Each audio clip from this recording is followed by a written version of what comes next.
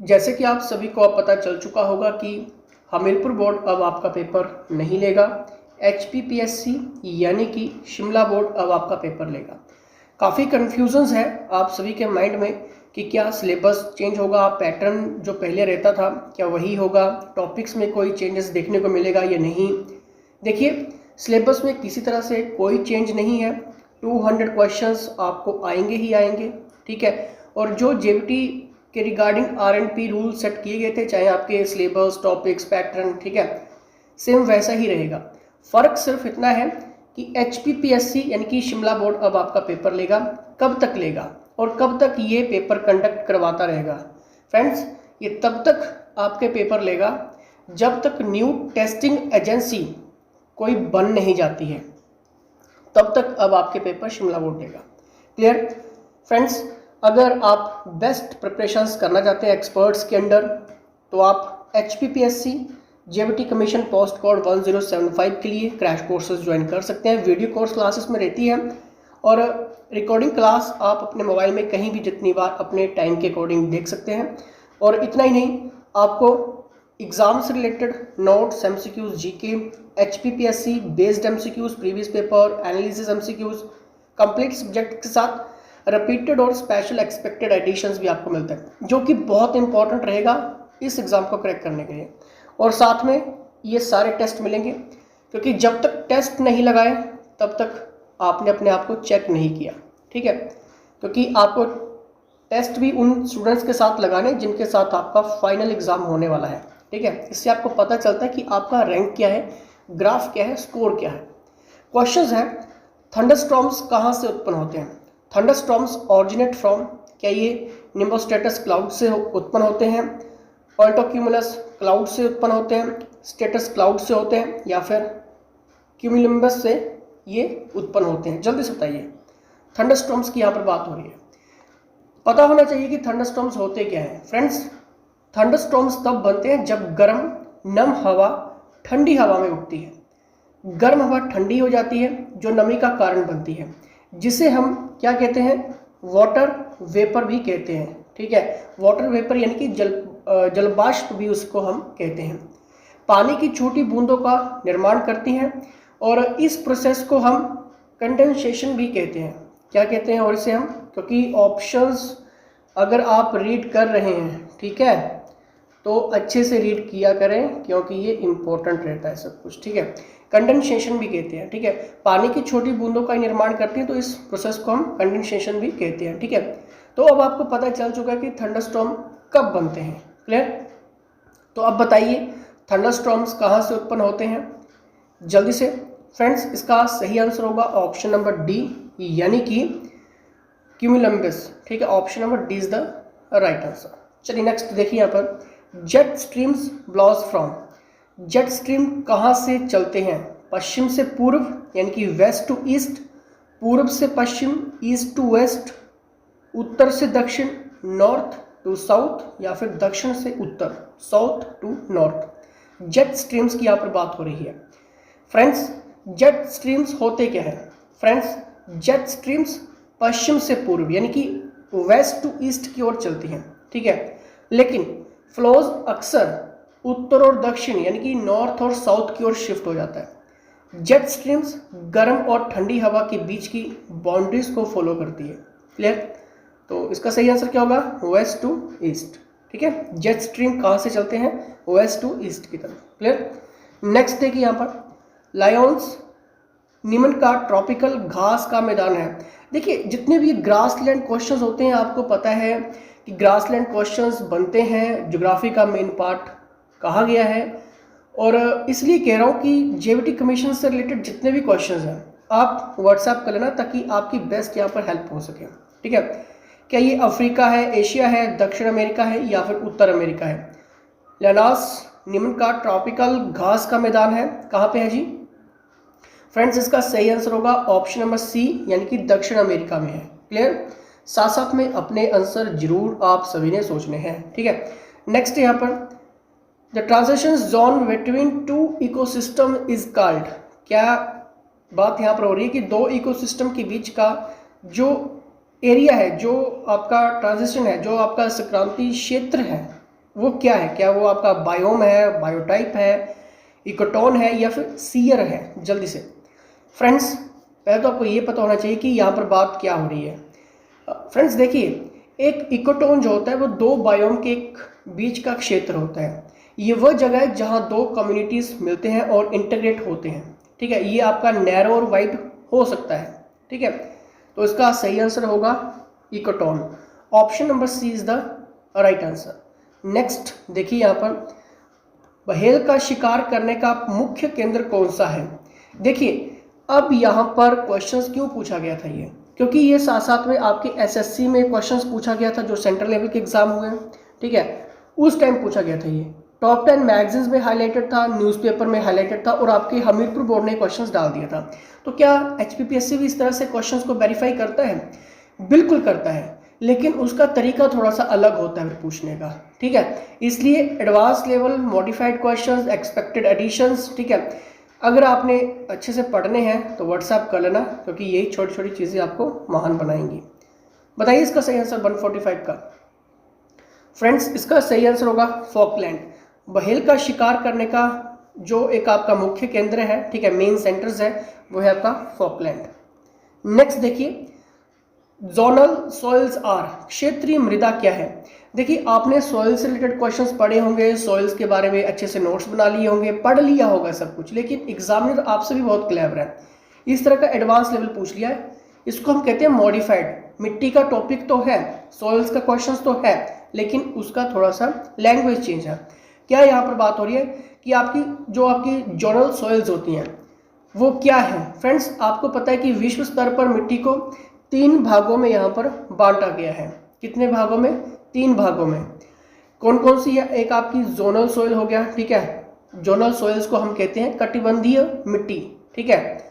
और एक आपका हो गया, साथ साथ में जरूर नोट डाउन करते रहा करें, ठीक है, इंट्राजोनल, ठीक है, इंट्राजोनल क्या होता है? इंट्राजोनल सॉइल्स क्या होती है? आपकी आंतरिक मिट्टी जिसको कहते हैं, ठीक है, इंट्रा नाम से क्लियर हो रहा है, ठीक है, आंतरिक मिट्टी।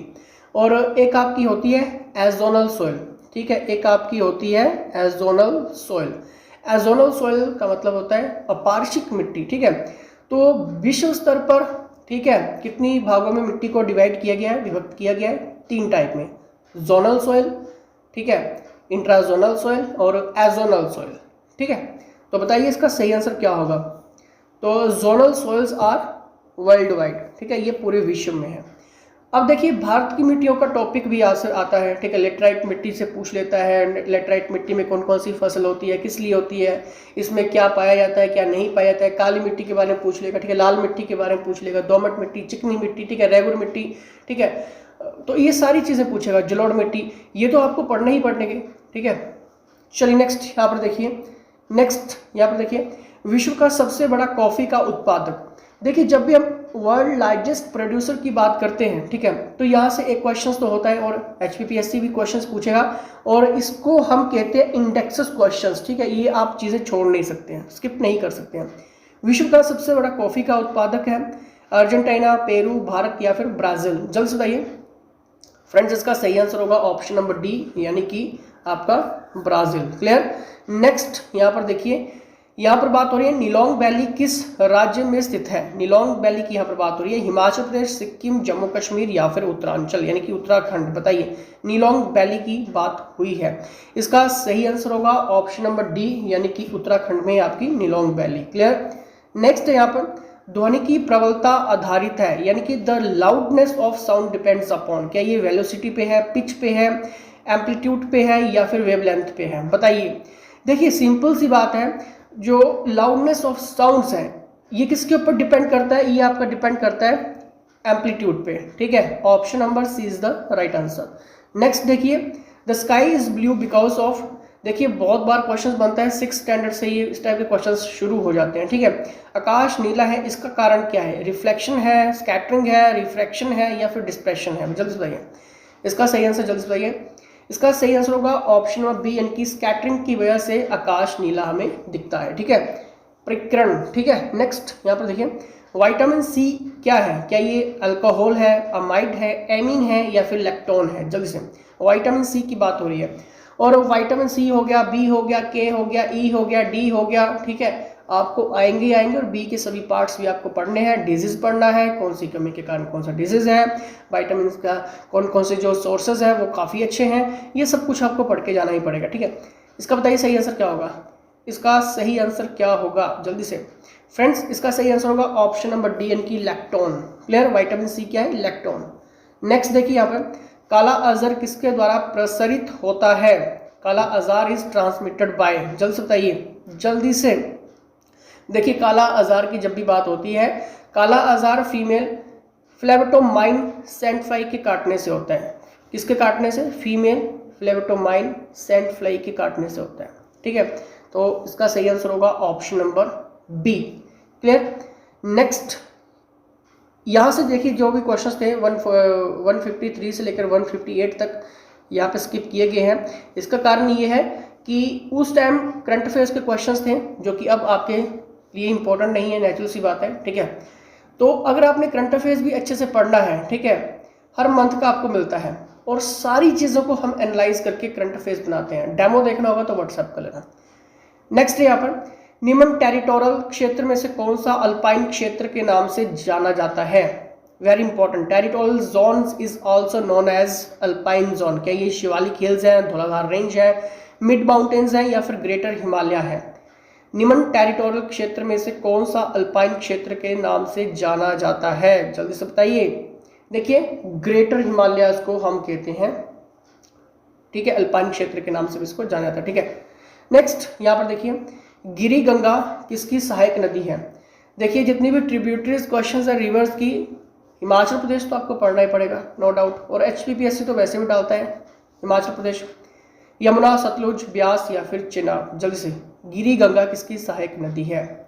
इसका सही आंसर होगा ये है आपकी यमुना की सहायक नदी, ठीक है। नेक्स्ट देखिए यहाँ पर नेक्स्ट क्वेश्चन है, 1863 एडी में कौन सा पहला ब्रिटिश ऑफिसर चंबा राज्य में सेवाएं देने के लिए नियुक्त किया गया था? जल्दी से बताइए। देखिए 1863 में कौन सा पहला ब्रिटिश ऑफिसर चंबा राज्य में सेवाएं देने के लिए नियुक्त किया गया था?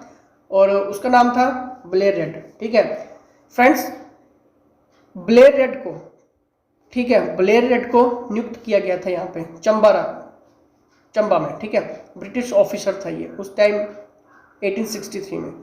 अब आपको ये लग रहा होगा कि इस टाइप का क्वेश्चन हमीरपुर बोर्ड ने क्यों पूछा? देखिए एक टॉपिक बनता है आपका, चाहे वो आपका एडमिनिस्ट्रेशन क्वेश्चन हो गया, जब हिमाचल प्रदेश का स्वरूप कुछ और था, ठीक है, और उसके बाद कुछ और था, जो आपका ब्रिटिश ईरा था, ठीक है, वहां से क्वेश्चंस तो बनेंगे ही बनेंगे, ठीक है। और एक और टॉपिक होता है आपका HP freedom movement questions, freedom type questions movement के, जो हिमाचल से रिलेटेड है। नेक्स्ट यहाँ पर देखिए, जब तिमूर लंग ने राज्य को लूटा था तब हिंदूर यानी कि नालागढ़ का राजा कौन था? बताइए, क्या ये संगनाचंद, रूपचंद, आलमचंद या फिर हरि सिंह? फ्रेंड्स इसका सही आंसर होगा ऑप्शन नंबर सी यानी कि आलमचंद, ठीक है। जब तिमूर लंग ने राज्य को लूटा था तब हिंदूर का राजा कौन था, यानी कि नालागढ़ का राजा कौन था? आलमचंद था, ठीक है, आपको पता होना चाहिए। और राजाओं में अगर किंग्स में आपको कंफ्यूजन होती है कि किस तरह से याद करना है, तो उसके लिए हिमाचल संक्षिप्त ज्ञान का कंप्लीट पैकेज आप हमसे ले सकते हैं, ठीक है, और बिल्कुल फ्री ऑफ कॉस्ट है, ठीक है, कोई एक्स्ट्रा पैसा नहीं है, ठीक है, कोर्स के साथ आपको ये सारी चीज़ें मिलती हैं। नेक्स्ट यहाँ पर देखिए नेक्स्ट क्वेश्चन है, यहाँ पे नेक्स्ट क्वेश्चन है, किसे जिम्मेदार सरकार जो 15 अगस्त 1947 को स्थापित की गई प्रधानमंत्री बनाया गया था? और मैंने आपको पहले ही अभी कह दिया कि एचपी फ्रीडम मूवमेंट क्वेश्चंस का ये क्वेश्चंस बना है, यानी कि टॉपिक जो है वो आपका एचपी फ्रीडम मूवमेंट का है, ठीक है, टॉपिक, वहाँ से क्वेश्चंस को यहाँ पर कैच किया गया है। तो बताइए इसका सही आंसर क्या होगा? ऑप्शन नंबर, जल्दी से बताइए, ऑप्शन नंबर 163, इसका सही आंसर होगा सूरत राम प्रकाश को, ठीक है। जिम्मेदार सरकार जो 15 अगस्त 1947 को स्थापित की गई, उसका प्रधानमंत्री बनाया गया था सूरत राम प्रकाश को, ठीक है। तो ये सारे क्वेश्चंस आपको पढ़ने ही पड़ेंगे। क्लियर? कंफ्यूजन आ रही है? मैंने आपको पहले भी कहा है कि हिमाचल संक्षिप्त ज्ञान का कंप्लीट पैकेज बिल्कुल फ्री है, ज्वाइन कर सकते हैं, कोई एक्स्ट्रा फीस नहीं है, ठीक है। Himachal Pradesh technical education board स्थित है? हमीरपुर, सोलन, धर्मशाला या फिर शिमला। सभी को पता होगा, ठीक है, किसी का भी गलत नहीं होना चाहिए, धर्मशाला में है, ठीक है। नेक्स्ट यहाँ पर हमने एंटोनिमस देखना है, और एंटोनिमस वॉइस्ट्रस का विलोम शब्द यहाँ पर हमने देखना है। क्या ये फ्रेंजाइड है, सोब्राइटी है, कैजुअल है, हार्मफुल है? इनका मतलब भी आपको पता होना चाहिए, ठीक है। फ्रेंजाइड का मतलब होता है काफ़ी ज़्यादा, जो गुस्से वाला, ठीक है, क्रोध से भरा हुआ, क्लियर है। सोब्राइटी यानी कि आपका यहाँ पर हम कह सकते हैं, जिसको हम कहते हैं संयम, ठीक है, संयम जिसको हम कहते हैं। और कैजुअल आपका हो गया, कैजुअल आपका होता है मतलब नॉर्मल कैजुअल, ठीक है, हार्मफुल, हानिकारक, ठीक है। तो यहाँ पर वॉइस्ट्रस का विलोम शब्द करना है, तो विलोम शब्द क्या होगा इसका, ठीक है। वॉइस्ट्रस का मतलब क्या होता है? वॉइस्ट्रस का मतलब मैंने आपको बता दिया कि जो काफ़ी क्रोधपूर्ण है, मतलब काफ़ी क्रोधित है, गुस्से वाला, अत्यंत क्रोधपूर्ण, ठीक है, उसको हम कहते हैं वॉइस्ट्रस, ठीक है। और फ्रेंजाइड का मतलब मैं थोड़ा सा आपको बता देता हूँ, कन्फ्यूजन हो गई है, ठीक है। फ्रेंजाइड का मतलब होता है किसी चीज़ का उन्मादी करना, ठीक है, मतलब उन्मादी, फ्रेंजाइड काफ़ी, ठीक है, तो इतना तो आपको भी पता होगा। तो वॉइस्ट्रस का मतलब मैंने आपको क्लियर करवाया कि जो काफ़ी ज़्यादा अत्यंत क्रोधपूर्ण है, ठीक है। तो इसका सही आंसर क्या होगा? 165 का ऑप्शन नंबर बी, ठीक है, बाकी नहीं होगा, ठीक है, इसका हमने बताना था। और ऑप्शन नंबर बी यानी कि संयम, ठीक है, सोब्राइटी यानी कि संयम, क्लियर। चलिए नेक्स्ट यहाँ पर देखिए, अगर वॉइस्ट्रस यानी कि गुस्से वाला, तो सोब्राइटी यानी कि संयम, ठीक है, तो ये एंटोनिमस बी। और फ्रेंजाइड का मतलब भी यही होता है, क्रोधपूर्ण ही होता है, ठीक है, गुस्से को ही हम कहते हैं फ्रेंजाइड भी, उन्माद, काफ़ी ज़्यादा उन्माद है, ठीक है। नेक्स्ट यहाँ पर देखिए, मीनिंग बताना है इंडियम्स का, to throw up the sponges. देखिए यहाँ पर बात हो रही है इंडियम्स यानी कि इंग्लिश के मुहावरा, ठीक है। टू एक्सेप्ट द चैलेंज यानी कि चुनौती स्वीकार करने के लिए, ठीक है। To forget the past offences, जितने भी पिछले अपराध हैं उनको भूलने के लिए। टू एडमिट डिफीट यानी कि हार स्वीकार करने के लिए। टू सेंड मैसेज, संदेश भेजने के लिए, ठीक है। तो बताइए इसका 166 का क्या सही आंसर होगा? ऑप्शन नंबर सी यानी कि टू एडमिट डिफीट यानी कि हार स्वीकार करने के लिए, ठीक है। नेक्स्ट यहाँ पर देखेंगे, he would not have written this letter if he dash heard the news, ठीक है, यदि उन्होंने खबर सुनी होती तो ये पत्र उन्होंने नहीं लिखा होता। ये बात यहाँ पर हो रही है, had not, would have, shall had या फिर will had। जल्दी से बताइए फ्रेंड्स, इसका सही आंसर होगा ऑप्शन नंबर ए यानी कि had not। शांति क्या है? विशेषण है, संज्ञा है, सर्वनाम है या फिर इनमें से कोई नहीं। 168 का देखिए, इसका सही आंसर होगा ऑप्शन नंबर बी यानी कि संज्ञा, क्लियर। नेक्स्ट यहाँ पर, राम ने पढ़ा में कौन सा कारक है? करण, कर्म, कर्ता, अपदान। जल्दी से बताइए इसका सही आंसर। फ्रेंड्स, इसका सही आंसर होगा ऑप्शन नंबर सी। अगर हिंदी में कहीं भी प्रॉब्लम आती है, मास्टर क्लास आप ज्वाइन कर सकते हैं, ठीक है। और हिंदी का जितना भी हम आपको पैकेज देंगे, ठीक है, वो आपके लिए इनफ रहेगा एग्जाम को क्रैक करने के लिए, ठीक है, और वहां से कुछ भी बाहर नहीं आएगा। नेक्स्ट यहाँ पर शुद्ध रूप हमने यहाँ पर बताना है शब्द का। अधिक्य कैसा लिखा जाता है? जल्दी से बताइए, ऑप्शन देखें, जल्दी से बताइए फ्रेंड्स। इसका सही आंसर क्या होगा? ऑप्शन नंबर ए यानी कि, ठीक है, इस तरह से लिखा जाता है। अब आपने करना क्या है, HPPSC JBT commission post code 1075 के लिए क्रैश कोर्सेज ज्वाइन करना है, और जितना भी एडिशन है, जितना भी एक्सेस है कंप्लीट पैकेज के साथ, ये आपको मिल जाएगा। जल्दी से व्हाट्सएप कर लेना।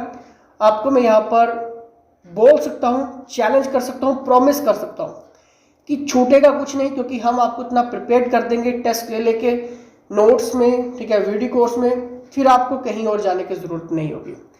तो जुड़े रहिए इस सीरीज़ के साथ। फिलहाल इसी के साथ जय हिंद, जय हिमाचल।